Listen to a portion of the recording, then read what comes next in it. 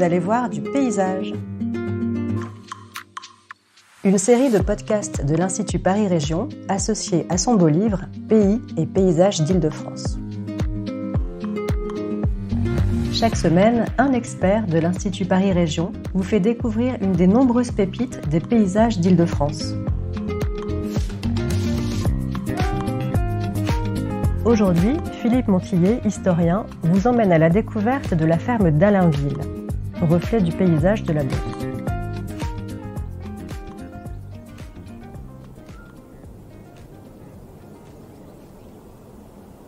Pourquoi parler du paysage de la Beauce en évoquant une des grandes fermes qui s'y trouve, celle d'Allainville, désormais Allainville-les-Bois, ce qui paraît bien paradoxal alors qu'il n'y a que des blés autour. En effet, elles en sont des éléments essentiels. Ces corps de ferme forment un tout avec la culture à perte de vue. Les champs de blé qui semblent a priori caractériser la Beauce ne sont pas tout son paysage. Le paysage de la Beauce serait bien incomplet si les fermes étaient ignorées. En effet, si les cultures existent, c'est parce qu'il y avait des hommes derrière pour travailler la terre, des hommes et des femmes dont les corps de ferme étaient le lieu de vie. Faut-il resituer la Beauce?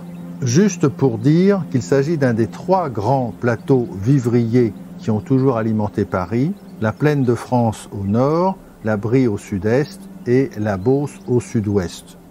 Vaste plateau qui parvient quasiment jusqu'aux limites de Paris, avec la plaine du Long-Boyau dont les terres agricoles ont cédé la place à l'aéroport d'Orly. La ferme d'Allainville participe donc à la mémoire régionale. Elle est un exemple des grands corps de ferme sans lesquels l'Île-de-France ne peut pas se comprendre. Elle est devenue région capitale avec Paris, située en l'occurrence à 13 lieues d'Allainville, en son centre, parce qu'elle pouvait nourrir cette grande ville qui ne demandait qu'à croître. La croissance urbaine est fille des greniers des alentours. Paris a toujours su compter sur son triple anneau nourricier, les jardins de subsistance, de l'approche banlieue, voire jusqu'au XVIIIe siècle dans Paris même, le maraîchage, les exploitations de production. Ayant trouvé dans ses environs de quoi se nourrir, la capitale a pu se développer. La grande ferme d'Allainville est donc un élément du paysage beauceron tout autant que de l'histoire francilienne. Le nom même d'Allainville est en lui-même évocateur, ville, c'est-à-dire villa ou domaine d'un certain Allanus, ce qui nous ramène pour l'occupation du lieu à l'époque pré-féodale. Ces villas ou domaines nous racontent une histoire millénaire. Après la Révolution et l'abolition des fiefs, ces corps de ferme ont souvent été rachetés par leurs anciens fermiers. Les exploitations de production comme celle-ci furent, durant des siècles, les moteurs de l'activité et la source de tous les profits et même des impôts. La grande ferme d'Allainville se situe aux marges de l'Île-de-France, anciennement sur un axe Rambouillet-Étampes. Nous sommes là aux confins des Yvelines et de l'Essonne, en limite de l'Île-de-France et de l'Eure-et-Loir. Les limites administratives jouent peu ici pour le paysage. Il n'y a pas de rupture. Cette situation en grande couronne rurale, loin du cœur dense de l'agglomération, a préservé le paysage. Si le village, situé désormais à proximité de l'autoroute A10, a évolué avec des constructions modernes, il demeure néanmoins lisible grâce justement à ces deux monuments, la grande ferme et l'église. Par ses proportions, le corps de ferme organise le paysage et le façonne. Associé aux cultures qui l'environnent, ce patrimoine bâti lui donne tout son sens. Mais néanmoins, l'église est intéressante à noter. Il y a là en effet une des caractéristiques de la Beauce où les grands corps de ferme ne sont pas seuls, isolés dans la plaine, à la différence de certaines exploitations que l'on peut trouver en Brie, dans le Vexin ou même dans le Hurepoix quand on se rapproche de Paris, avec ce que l'on appelle les fermes de plaine. En Beauce, il y a couramment un groupement de maisons accompagné d'une église, ici Saint-Pierre, dont le clocher forme repère et formait encore plus repère par le passé. Les flèches de la cathédrale de Chartres, en Beauce, ne sont pas les seules à émerger au-dessus des champs de blé. Plus que par ses matériaux, la ferme d'Allainville se caractérise par la taille et le nombre des bâtiments qui la composent, tous en rapport avec l'étendue des terres à exploiter.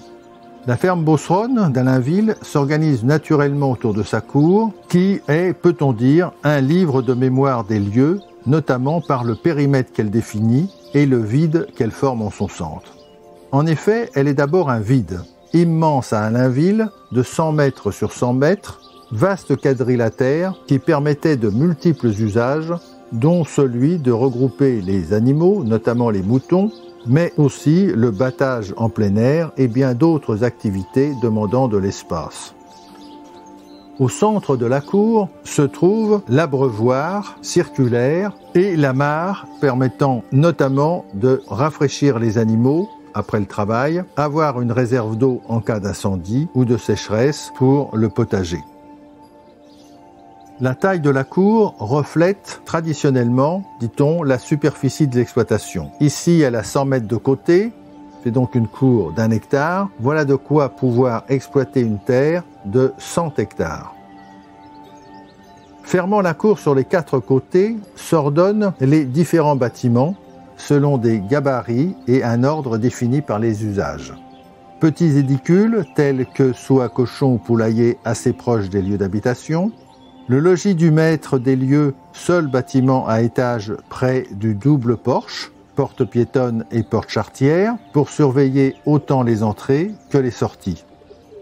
Puis les écuries, les étables pour les bœufs de labour, très important avant la mécanisation.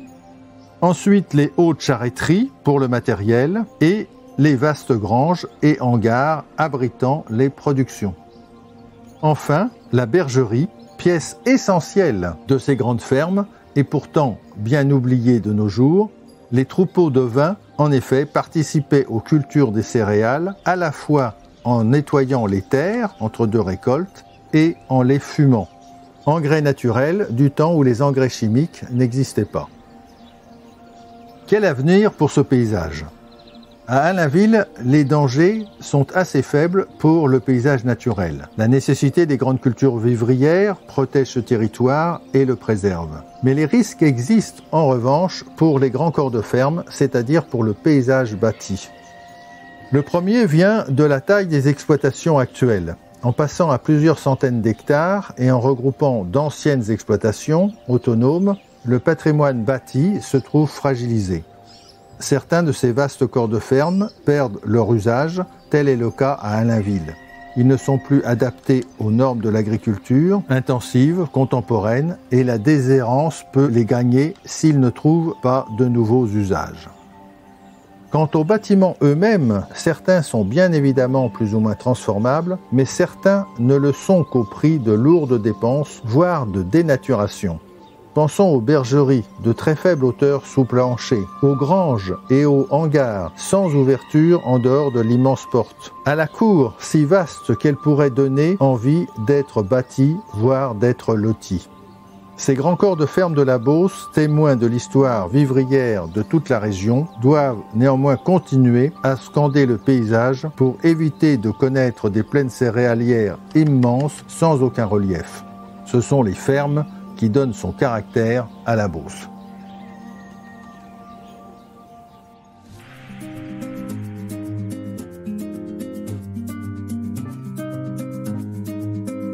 Retrouvez tous nos podcasts sur le site de l'Institut, institutparisregion.fr.